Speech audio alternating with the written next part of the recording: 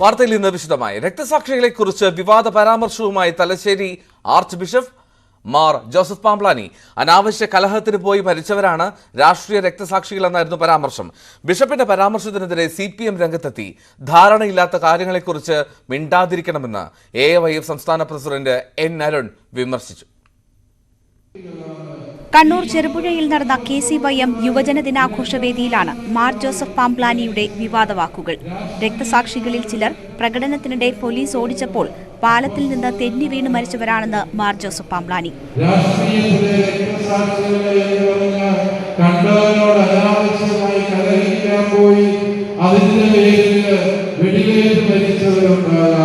അല്ലെങ്കിൽ പ്രകടനത്തിനിടയ്ക്ക് പോലീസ് ഓടിച്ചപ്പോൾ പാലത്തിലേക്ക് തെറ്റി വീണ് മരിച്ച രക്തസാക്ഷികളുണ്ടാകാം. രാഷ്ട്രീയ രക്തസാക്ഷികളെ പോലെയല്ല അപ്പോസ്തലന്മാർ. അപ്പോസ്തലന്മാരുടെ രക്തസാക്ഷിത്വം സത്യത്തിനു വേണ്ടിയായിരുന്നുവെന്നും പാംപ്ലാനി പറഞ്ഞു. ബിഷപ്പിന്റെ പരാമർശത്തിനെതിരെ പ്രതിഷേധമുയർന്നു. ബിഷപ്പിനെതിരെ CPM രംഗത്തെത്തി. ബിഷപ്പിന്റെ പ്രസ്താവന ആർക്കു വേണ്ടിയെന്നും എന്തിനു വേണ്ടിയെന്നും വ്യക്തമാക്കണമെന്ന് ഇടതുമുന്നണി കൺവീനർ EP ജയരാജൻ ആവശ്യപ്പെട്ടു. ഈ പ്രസ്താവന ആരെ സഹായിക്കാനാണ് എന്നുള്ളത് നമുക്കൊക്കെ ഒന്ന് പരിശോധിച്ചാൽ മനസ്സിലാക്കാവുന്നതേ ഉള്ളൂ.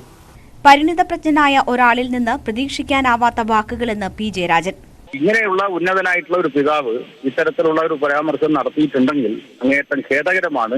ബിഷപ്പ് ഉദ്ദേശിച്ചത് RSS BJP രക്തസാക്ഷികളെയാകുമെന്ന് MV ജയരാജൻ. ക്രിസ്ത്യൻ ന്യൂനപക്ഷത്തിനു നേരെ സമീപകാലത്ത് നടക്കുന്ന വേട്ടകൾ കൂടി നോക്കിയാൽ ബിഷപ്പിന് മനസ്സിലാക്കാൻ കഴിയും. അതുകൊണ്ടുകൂടിയാവാം ഇത്തരം ഒരു പരാമർശം നടത്തിയിട്ടുണ്ടാവുക. റബ്ബറിന്റെ താങ്ങുവില വർദ്ധിപ്പിച്ചാൽ BJPക്ക് MP നൽകാമെന്ന പാംപ്ലാനിയുടെ വാക്കുകൾ നേരത്തെ വിവാദമായിരുന്നു. ന്യൂസ് 18 കണ്ണൂർ. കാട്ടുപോത്താക്രമണ വിഷയത്തിൽ KCBCക്കെതിരായ പരാമർശം വിവാദമായതോടെ വിശദീകരണവുമായി വനം മന്ത്രി. ആരെയും ഭയപ്പെടുത്തി നിശബ്ദരാക്കാമെന്ന നിലപാടില്ലെന്നും മൃതദേഹം വെച്ചുള്ള വിലപേശൽ സമരം അരുതെന്ന് അഭ്യർത്ഥിക്കുകയാണ് ചെയ്തത് എന്നും മന്ത്രി പറഞ്ഞു. ബിഷപ്പ് പറഞ്ഞത് മൃതദേഹം ഉപയോഗിച്ച് വിലപേശൽ സമരം KCBC നടത്തിയില്ല എന്നതാണ്. ആ നിലപാട് സ്വാഗതം ചെയ്യുന്നു. KCBC അല്ല മറ്റാരോ പ്രകോപനപരമായ സമരത്തെ പ്രോത്സാഹിപ്പിക്കുന്നുവെന്നും മന്ത്രി പറഞ്ഞു. സമാധാനപരമായ കാര്യങ്ങളുമായിട്ട് പോകണം, അങ്ങനെ പക്വതയുള്ള നിലപാടുകൾ സ്വീകരിക്കണമെന്നതാണ് എൻ്റെ അപേക്ഷ. ആ അപേക്ഷ ഭീഷണിയായിട്ട് ആരും വ്യാഖ്യാനിക്കില്ല. ഈ കാര്യത്തിൽ നിന്ന് മാത്രമല്ല, ഏത് കാര്യത്തിലും എനിക്കൊരു ഭീഷണി സ്വരം ഉള്ള ഒരാളല്ല ഞാൻ. അത് കോഴിക്കോട്ടെ മാധ്യമപ്രവർത്തകർക്കെല്ലാം നല്ലതുപോലെ അറിയുന്നതാണ്. KCBCയെ വിമർശിച്ച വനം മന്ത്രിയുടെ പ്രതികരണം നേരത്തെ വിവാദമായിരുന്നു. KCBCയുടെ പ്രസ്താവന പ്രകോപനപരമാണെന്നും ഈ നിലപാട് KCBCയുടെ പാരമ്പര്യത്തിന് ചേരാത്തതാണെന്നുമായിരുന്നു മന്ത്രിയുടെ വിമർശനം. ജനങ്ങൾക്ക് വേണ്ടി സംസാരിക്കുന്നവരെ ഭയപ്പെടുത്തി നിശബ്ദരാക്കേണ്ട എന്നാണ് KCBCയുടെ മറുപടി. KCBCക്ക് പിന്തുണയുമായി കോൺഗ്രസും രംഗത്തെത്തി. മനുഷ്യന്റെ ജീവന്, അവന്റെ സ്വത്തിന്, അവന്റെ നിലനിൽപ്പിനുള്ള സാധ്യതകൾ ഒരുക്കുവാൻ തെരഞ്ഞെടുക്കപ്പെടുന്ന സർക്കാരുകൾ എവിടെയായിരുന്നാലും കേന്ദ്രത്തിലും സംസ്ഥാനത്തിലുമൊക്കെയും കടപ്പെട്ടിട്ടുണ്ട്. സർക്കാർ ജനങ്ങളുടെ പ്രതിഷേധം അനുനയിപ്പിക്കാൻ ശ്രമിച്ചപ്പോൾ KCBC നേതാക്കൾ പ്രകോപനപരമായ നീക്കം നടത്തിയെന്നാണ് മന്ത്രിയുടെ ആരോപണം.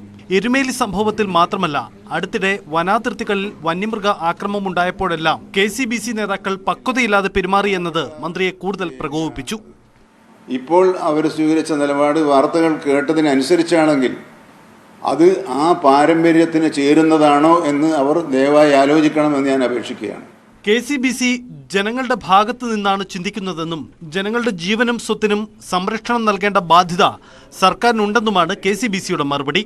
മന്ത്രിയുടെ പ്രതികരണത്തിനെതിരെ രൂക്ഷമായ വിമർശനം സഭാ കേന്ദ്രങ്ങളിൽ നിന്ന് ഉയരുന്നുണ്ട്.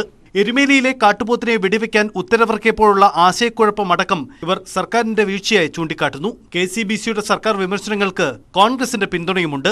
ജനങ്ങളുടെ ജീവിതം കൂടുതൽ ദുസ്സഹമാകുന്ന അവസ്ഥയാണ് ഇന്നത്തെ ഈ സന്ദർഭത്തിലുള്ളത്.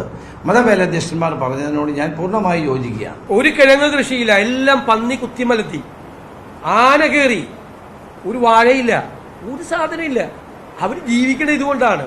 അവരുടെ ഉപജീവന മാർഗം മുട്ടി, അവരുടെ ജീവൻ അരക്ഷിതത്വത്തിലാണ്. അപ്പോൾ ആ മേഖലയെ പ്രതിനിധാനം ചെയ്യുന്ന ബിഷപ്പുമാർ അതിനെതിരായിട്ട് പ്രതിഷേധിച്ചാൽ അതിലെന്താ തെറ്റ്? പ്രദേശത്തെ ജനവികാരമാണ് KCBCയുടെ നിലപാടുകൾക്ക് പിന്നിലെന്ന് സർക്കാർ chief whip doctor N Jayaraj.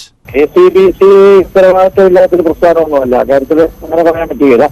KCBC പറയുന്ന വികാരം ഒരുപക്ഷെ ആ മേഖലയുമായി ബന്ധപ്പെട്ട്, പ്രത്യേകിച്ച് ആ മേഖലയിലെ ജനങ്ങളുടെ വികാരം സ്വാഭാവികമായിട്ട് അവരുടെ നേതാക്കന്മാര് അത് പറയുക എന്നുള്ളത് അവരുടെ സ്വാഭാവികമായി പറയലുണ്ട്. മന്ത്രിയുടെ പ്രസ്താവനയ്ക്കെതിരെ താമരശ്ശേരി രൂപതയും കാഞ്ഞിരപ്പള്ളി രൂപതയും രംഗത്തു വന്നിട്ടുണ്ട്. വനാതിർത്തികളിൽ ഗുരുതര സാഹചര്യം നിലനിൽക്കുമ്പോഴും സർക്കാർ വിഷയത്തെ ലാഘവത്തോടെ കൈകാര്യം ചെയ്യുന്നുവെന്നാണ് വിമർശനം. നിലവിലുള്ള നിയമത്തിൽ ഭേദഗതി വേണമെന്ന ആവശ്യം ഇടതുമുന്നണിയിൽ നിന്ന് തന്നെ ഉയരുന്നുണ്ട്. ന്യൂസ് 18 തിരുവനന്തപുരം. കോതമംഗലം പൂയംകുട്ടി വനത്തിൽ കാട്ടുപോത്തിന്റെ ആക്രമണത്തിൽ ഒരാൾക്ക് പരുക്ക്. ഉറിയംപെട്ടി ആദിവാസി കോളനിയിലെ വേലപ്പനാണ് പരിക്കേറ്റത്. വിവരങ്ങളുമായി സുവി വിശ്വനാഥ് ചേരുന്നു. സുവി, വീണ്ടും മറ്റൊരു വന്യജീവി ആക്രമണം. ഗുരുതരമായ പരിക്കാണോ ഈ വേലപ്പൻ എന്ന ആൾക്കേറ്റത്? കോതമംഗലം പൂയംകുട്ടി വനത്തിൽ വെച്ചാണ് കാട്ടുപോത്തിന്റെ ആക്രമണം ഉണ്ടായത്. ഇതിൽ ഒരാൾക്കാണ് പരിക്കേറ്റിരിക്കുന്നത്. 5 അംഗ സംഘത്തിന് നേരെയായിരുന്നു ആക്രമണം ഉണ്ടായത്. ഉറിയംപെട്ടി ആദിവാസി കോളനിയിലുള്ള ആളുകൾക്ക് നേരെയായിരുന്നു ആക്രമണം. വേലപ്പൻ ആണ് പരിക്കേറ്റത്. കാട്ടുപോത്തിന്റെ ആക്രമണത്തിൽ പരിക്കേറ്റത് വേലപ്പൻ എന്നയാൾക്കാണ്. 55 വയസ്സുകാരനാണ്. കുഞ്ചിപ്പാറയ്ക്ക് സമീപം മഞ്ചപ്പാറ എന്ന സ്ഥലത്ത് വെച്ചാണ് ഈ കാട്ടുപോത്ത് ഇവരെ ആക്രമിച്ചത് എന്നാണ് അറിയാൻ സാധിക്കുന്നത്. ഒപ്പം തന്നെ ഇതിൽ മറ്റ് 2 പേർ, ശിവദാസ്, രാജു എന്നിങ്ങനെ ഉൾപ്പെടെയുള്ള 5 അംഗ സംഘം ഇവർക്കൊപ്പം ഉണ്ടായിരുന്നു. ഇവർ കാട്ടിൽ നടക്കുകയായിരുന്നു. അതിനിടയിലാണ് ആക്രമണം ഉണ്ടായിരിക്കുന്നത് എന്നാണ് അറിയാൻ സാധിക്കുന്നത്. ശരി, സുവി വിശ്വനാഥാണ് വിശദാംശങ്ങൾ നൽകിയത്. പൂയംകുട്ടി വനമേഖലയിൽ കാട്ടുപോത്തിന്റെ ആക്രമണത്തിൽ ഒരാൾക്ക് പരിക്കേറ്റു. കാട്ടാക്കട ക്രിസ്ത്യൻ കോളേജ് തെരഞ്ഞെടുപ്പ് വിവാദത്തിൽ നടപടിയുമായി കേരള സർവകലാശാല. ഡോക്ടർ GJ ഷൈജുവിനെ പ്രിൻസിപ്പൽ ഇൻചാർജ് പദവിയിൽ നിന്നും സർവകലാശാല നീക്കി. അംഗീകാരം റദ്ദാക്കിക്കൊണ്ടുള്ള ഉത്തരവ് സർവകലാശാല പുറത്തിറക്കുകയും ചെയ്തു. പ്രിൻസിപ്പാളിനെ നീക്കണമെന്നാവശ്യപ്പെട്ട് സർവകലാശാല നാളെ കോളേജിന് കത്ത് നൽകും. ക്യാമറ വിവാദത്തിൽ സർക്കാരിനെ വിടാതെ പ്രതിപക്ഷം. 2017 രൂപീകരിച്ച അക്ഷര കമ്പനി എങ്ങനെ ടെൻഡറിൽ പങ്കെടുത്തുവെന്ന് പ്രതിപക്ഷ നേതാവ് VD സതീശൻ ചോദിച്ചു. ഗുജറാത്ത് കമ്പനി എന്തുകൊണ്ട് തള്ളപ്പെട്ടു? വ്യവസായ മന്ത്രി കെൽട്രോൺ MDയെ പോലെ സംസാരിക്കുന്നു. ഉപകരാർ നൽകുന്നത് കെൽട്രോൺ അറിയണമെന്നാണ് വ്യവസ്ഥയെന്നും സതീശൻ ആവർത്തിച്ചു. എങ്ങനെ ടെക്നിക്കലി ക്വാളിഫൈഡ് ആയി? ആവൂല. അവർക്ക് ക്യാമറയായിട്ട് ഒരു ബന്ധവുമില്ല. SRITക്ക് തന്നെ ബന്ധമില്ല. SRIT എന്നാ പിന്നെ SRIT ക്യാമറ ഒന്നുകൂടെ വെച്ചാൽ പോരെ. SRITക്കും ക്യാമറയായിട്ടോ ട്രാഫിക് സിഗ്നലിംഗ് സിസ്റ്റമായിട്ടോ ഒരു ബന്ധവുമില്ല. 3 കമ്പനിക്കും ബന്ധമില്ല. അതാണ് പ്രോബ്ലം. 3 ലക്ഷം പേർക്ക് തൊഴിൽ നൽകിയെന്ന് സർക്കാർ പ്രഖ്യാപനം തട്ടിപ്പെന്ന് പ്രതിപക്ഷ നേതാവ് VD സതീശൻ. ഏതൊക്കെ വാഗ്ദാനങ്ങളാണ് നടപ്പിലായതെന്ന് തെളിയിക്കാൻ വെല്ലുവിളിക്കുകയാണ്. സർക്കാരിന്റെ അവകാശവാദങ്ങൾ കാപട്യമാണെന്നും VD സതീശൻ പറഞ്ഞു. ഇന്റേൺസിനെ എല്ലാ പഞ്ചായത്തിലും വെച്ചിട്ട് എല്ലാ പഞ്ചായത്തിലെയും ബാങ്കുകളിൽ പോയി ബാങ്ക് ആർക്കൊക്കെ ലോൺ കൊടുത്തിട്ടുണ്ടെന്ന് നോക്കുക. ലോക്കൽ ബോഡിയിൽ ആരെല്ലാം പുതിയ സ്ഥാപനങ്ങൾ തുടങ്ങാൻ ലൈസൻസിന് അപേക്ഷിച്ചിട്ടുണ്ടെന്ന് നോക്കുക. എന്നിട്ട് ആ ലിസ്റ്റ് എല്ലാം എടുത്തിട്ട് കേരളത്തിൽ സർക്കാരിന്റെ നേതൃത്വത്തിൽ പുതിയ സംരംഭം തുടങ്ങി എന്ന അവകാശവാദം നടത്തുക. പൊള്ളയായ അവകാശവാദമാണ്. അതാണ് സർക്കാർ വഷളായത്. UDFന്റെ സെക്രട്ടേറിയറ്റ് വളയിൽ സമരത്തിനിടെ ഒരു ജീവനക്കാരെയും കയ്യേറ്റം ചെയ്തിട്ടില്ലെന്ന് KPCC അധ്യക്ഷൻ K സുധാകരൻ. CPM സമരം ചെയ്തപ്പോഴും ജീവനക്കാരെ തടഞ്ഞിട്ടുണ്ട്. സെക്രട്ടേറിയറ്റ് ജീവനക്കാരെ തടഞ്ഞതുമായി ബന്ധപ്പെട്ട ചോദ്യങ്ങളോടായിരുന്നു K സുധാകരന്റെ പ്രതികരണം. പൊന്നമ്പലമേട്ടിൽ അനധികൃത പൂജ നടത്തിയ കേസിൽ ഒരാളെ കൂടി വനം വകുപ്പ് അറസ്റ്റ് ചെയ്തു. കുമളി ആനവിലാസം അയ്യപ്പൻ കോവിൽ സ്വദേശി കണ്ണൻ എന്ന് വിളിക്കുന്ന ചന്ദ്രശേഖരനാണ് അറസ്റ്റിലായത്. ഇടനിലക്കാരനായ പ്രവർത്തിച്ച ചന്ദ്രശേഖരനാണ് പൂജ നടത്തിയ ആളുകളെ നേരത്തെ അറസ്റ്റിലായ വനവികസന കോർപ്പറേഷനിലെ ഉദ്യോഗസ്ഥരുമായി പരിചയപ്പെടുത്തിയത്. വനത്തിനുള്ളിൽ അതിക്രമിച്ചു കടന്നവരുടെ കൂട്ടത്തിൽ ചന്ദ്രശേഖരനുമുണ്ടായിരുന്നു. സംഭവത്തിൽ തമിഴ്നാട് സ്വദേശി നാരായണൻ ഉൾപ്പെടെ 9 പേർക്കെതിരെയാണ് കേസ്. പൊന്നമ്പലമേട് കേസിൽ കൃത്യമായ നടപടി ഉണ്ടാകുമെന്ന് വനമന്ത്രി AK ശശീന്ദ്രൻ വ്യക്തമാക്കി. തിരുവനന്തപുരം ചിറയൻകീഴിൽ വിദ്യാർത്ഥിനിയെ തൂങ്ങിമരിച്ച നിലയിൽ കണ്ടെത്തിയ സംഭവത്തിൽ പരാതിയുമായി മാതാപിതാക്കൾ. ചിറയൻകീഴ് സ്വദേശിയായ യുവാവ് പെൺകുട്ടിയെ നിരന്തരം ശല്യപ്പെടുത്തിയിരുന്നതായി മാതാപിതാക്കൾ മൊഴി നൽകി. ചിറയൻകീഴ് ശ്രീ ശാരദവിലാസം സ്കൂളിലെ വിദ്യാർത്ഥിനി രാഖിശ്രീയാണ് മരിച്ചത്. SSLC പരീക്ഷയിൽ ഫുൾ A+ ലഭിച്ചിരുന്നു. പരാതിയുടെ അടിസ്ഥാനത്തിൽ പോലീസ് കേസെടുത്തു. കഴിഞ്ഞ 2020 ഡിസംബറാണ് നൈപുണ്യം എന്ന പരിപാടി നടക്കുകയും അവിടെ വാളണ്ടിയറായിരുന്ന ഈ 28 വയസ്സായ അർജുൻ എന്ന് പറയുന്ന കുട്ടിയുമായി പയ്യനുമായി എൻ്റെ കുട്ടി കാണുകയും പരിചയപ്പെടുകയും ചെയ്യുന്നു. അതിനുശേഷം ഇവൻ ഈ കുട്ടി സ്കൂളിൽ പോകുമ്പോൾ ഇവൻ നിരന്തരം ശല്യം ചെയ്യുമെന്നും ഇവൻ അവൻ്റെ അമ്മയുടെയും അനുജത്തിയുടെയും നമ്പർ എഴുതിയ പേപ്പറും ഒരു മൊബൈൽ ഫോൺ ഇവിടെ കയ്യിൽ കൊടുത്തിട്ട് ഞാൻ ഗൾഫിൽ പോവുകയാണ്, കിട്ടിയില്ലെങ്കിൽ ഈ നമ്പറിൽ വിളിക്കണമെന്നൊക്കെ പറഞ്ഞ് കൊടുത്തു. ഇത് എൻ്റെ കുട്ടിയിൽ നിന്ന് എൻ്റെ അമ്മ എൻ്റെ ഭാര്യയ്ക്ക് കിട്ടുകയുണ്ട. അപ്പോൾ ഞാൻ കുട്ടിയായിട്ട് സംസാരിച്ചിട്ട് ഞാൻ ഈ മൊബൈലും ഈ നമ്പരും വേണമെങ്കിൽ പേപ്പറുമായിട്ട് ഞാൻ ഈ ചെറുക്കൻ്റെ വീട്ടിൽ ചെന്ന് അവൻ്റെ അച്ഛനെ കാണുകയും കാര്യങ്ങൾ പറയുകയും ചെയ്യും. അപ്പോൾ അദ്ദേഹം പറഞ്ഞു നമുക്ക് ഗൾഫിൽ പോകാൻ നിൽക്കുകയാണ്, ഇനി ഈ മേലിൽ ഇങ്ങനെ ഒരു വിഷയം ഉണ്ടാകും, നിങ്ങൾ ഒരു നിയമ നടപടിക്കും പോകണ്ട, അവനിൽ നിന്ന് ഇങ്ങനെ ഒന്നും ഉണ്ടാവില്ല എന്ന് അദ്ദേഹം ഉറപ്പുണ്ട്. G7 ഉച്ചകോടിക്കിടെ പ്രധാനമന്ത്രി നരേന്ദ്രമോദി ബ്രിട്ടീഷ് പ്രധാനമന്ത്രി ഋഷി സുനകുമായി കൂടിക്കാഴ്ച നടത്തി. തന്ത്രപ്രധാനമായ വിഷയങ്ങളിലെ സഖ്യം, ഇന്ത്യ UK വിദേശ വ്യാപാര കരാർ എന്നിവയിൽ ഇരു നേതാക്കളും ചർച്ച നടത്തി. വ്യാപാരം, നിക്ഷേപം, ശാസ്ത്ര സാങ്കേതിക മേഖല, ഉന്നത വിദ്യാഭ്യാസം തുടങ്ങിയ മേഖലകളിലെ സഹകരണം വർദ്ധിപ്പിക്കാനും കൂടിക്കാഴ്ചയിൽ തീരുമാനമായി. റഷ്യയ്ക്ക് മേൽ കൂടുതൽ ഉപരോധം ഏർപ്പെടുത്താൻ തീരുമാനിച്ചുകൊണ്ടാണ് G7 യോഗം അവസാനിച്ചത്. കൂടുതൽ ഉപരോധം ഏർപ്പെടുത്തി റഷ്യയെ അശക്തമാക്കാനാണ് തീരുമാനത്തിലൂടെ G7 രാഷ്ട്രങ്ങൾ ലക്ഷ്യമിടുന്നത്. ഇതോടൊപ്പം യുക്രൈനുള്ള സഹായവും തുടരും. ഉച്ചകോടിയിൽ ചൈനയ്ക്കെതിരെയും വിമർശനമുണ്ടായി. ആണവായുധ ശേഖരം വർദ്ധിപ്പിക്കുന്ന നടപടി ഉയർത്തിക്കാട്ടിയായിരുന്നു വിമർശനം. അന്താരാഷ്ട്ര നിയമങ്ങൾക്കനുസരിച്ച് നീങ്ങണമെന്ന് G7 രാഷ്ട്രങ്ങൾ ചൈനയോട് ആവശ്യപ്പെട്ടു. 2 ദിവസത്തെ സന്ദർശനത്തിനായി ഉപരാഷ്ട്രപതി ജഗദീപ് ധൻഖർ കേരളത്തിലെത്തി. തിരുവനന്തപുരത്ത് വിമാനമിറങ്ങിയ ഉപരാഷ്ട്രപതി പത്മനാഭസ്വാമി ക്ഷേത്രത്തിൽ ദർശനം നടത്തി. രാജ്ഭവനിൽ വൈകിട്ട് സന്ദർശകരെ കാണും. ഗവർണറുടെ അത്താഴ വിരുന്നിലും ധൻഖർ പങ്കെടുക്കും. നാളെ രാവിലെ മുഖ്യമന്ത്രി പിണറായി വിജയനൊപ്പം ക്ലിഫ് ഹൗസിൽ പ്രഭാത ഭക്ഷണത്തിന് ഉപരാഷ്ട്രപതി ഗവർണർക്കൊപ്പമെത്തും. 10:30 നിയമസഭാ മന്ദിരം രജത ജൂബിലി ആഘോഷം ഉദ്ഘാടനം ചെയ്യുകയും ചെയ്യും.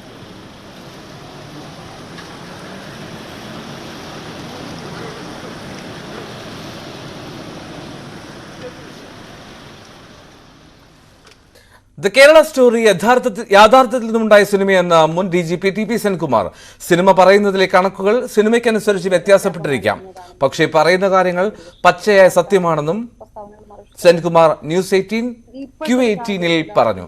കേരളത്തിൽ ലവ് ജിഹാദ് വ്യക്തമാണെന്ന് ക്രൈസ്തവ മതമേലധ്യക്ഷന്മാർ പറയുന്നത് യഥാർത്ഥ കണക്കുകൾ വെച്ചിട്ടാണ്. ശരിയായ കണക്കുകൾ സർക്കാർ പുറത്തുവിട്ടാൽ കാര്യങ്ങൾ വ്യക്തമാകുമെന്നും TP സെൻകുമാർ പറഞ്ഞു. TP സെൻകുമാറുമായുള്ള അഭിമുഖം Q18 ഇന്ന് രാത്രി 9 മണിക്ക് കാണാം. ഇനി ചില വാർത്തകൾ വേഗത്തിൽ.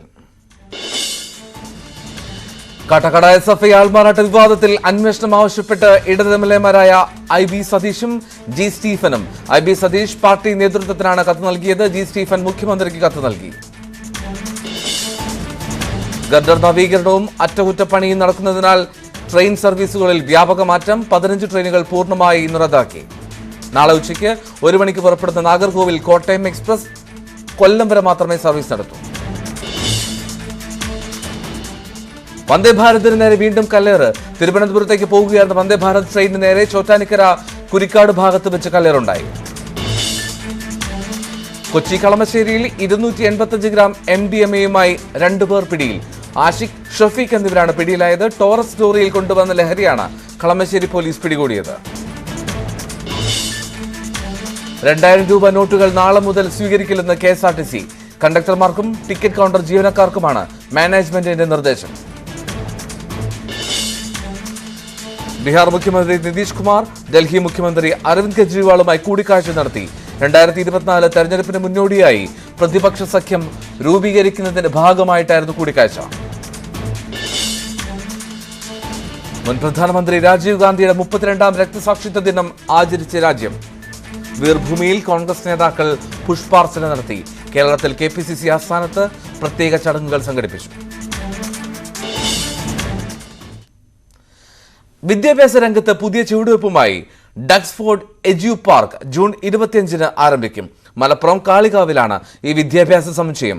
International business school, ഡക്സ്ഫോർഡ് college, sports institute തുടങ്ങിയവയാണ് ആദ്യഘട്ടത്തിൽ ആരംഭിക്കുന്നത്. BA ഗ്രാഫിക്സ് ഡിസൈൻ കോഴ്സിനടക്കം കാലിക്കറ്റ് സർവകലാശാല അംഗീകാരം ലഭിച്ചുവെന്ന് മാനേജിംഗ് ഡയറക്ടർ ഫരീദ് റഹ്മാനി അറിയിച്ചു. മുഖ്യമന്ത്രി പിണറായി വിജയൻ ഉദ്ഘാടനം ചെയ്യുന്ന ചടങ്ങിൽ പാണക്കാട് സയ്യിദ് സാദിഖ് അലി ശിഹാബ് തങ്ങൾ, ശശി തരൂർ MP, മന്ത്രിമാരായ PA Muhammad Riyas, R Bindu, V Abdurahman, ET Muhammad Basheer MP, PV Abdul Wahab MP തുടങ്ങിയ രാഷ്ട്രീയ, സാമൂഹിക, അക്കാദമിക രംഗത്തെ പ്രമുഖരും ജനപ്രതിനിധികളും പങ്കെടുക്കും. കാലിക്കറ്റ് സർവകലാശാല അഫിലിയേറ്റഡായി പ്രവർത്തനം തുടങ്ങുന്ന ഡക്സ്ഫോർഡ് കോളേജ് ഫോർ അഡ്വാൻസ് സ്റ്റഡീസിൽ നവീന കോഴ്സുകളായിരിക്കും ഉണ്ടാവുക. സ്വർണം, വെള്ളി, പ്ലാറ്റിനം നിരക്കുകൾ. താരകൻസ് റോയൽ ജ്വല്ലറി ഇന്നത്തെ സ്വർണ്ണവില ബ്രോട്ട് യു ബൈ അനധികൃത വിൽപ്പനക്കാരിൽ നിന്നും സ്വർണം വാങ്ങി ഇനി ആരും വഞ്ചിതരാവരുത്. Tharakans royal jewellery, Kunnamkulam. സ്വർണം ഗ്രാമിന് 5615 രൂപ, പവന് 44,920 രൂപ. വെള്ളി ഗ്രാമിന് 79 രൂപ, കിലോയ്ക്ക് 79,000 രൂപ. പ്ലാറ്റിനം ഗ്രാമിന് 3851 രൂപ. താരകൻസ് റോയൽ ജ്വല്ലറി ഇന്നത്തെ സ്വർണ്ണവില ബ്രോട്ട് യു ബൈ അനധികൃത വിൽപ്പനക്കാരിൽ നിന്നും സ്വർണം വാങ്ങി ഇനി ആരും വഞ്ചിതരാവരുത്. Tharakans royal jewellery, Kunnamkulam. മോഹൻലാലിന്റെ പിറന്നാൾ ദിനത്തിൽ മലൈക്കോട്ടെ വാലിബന്റെ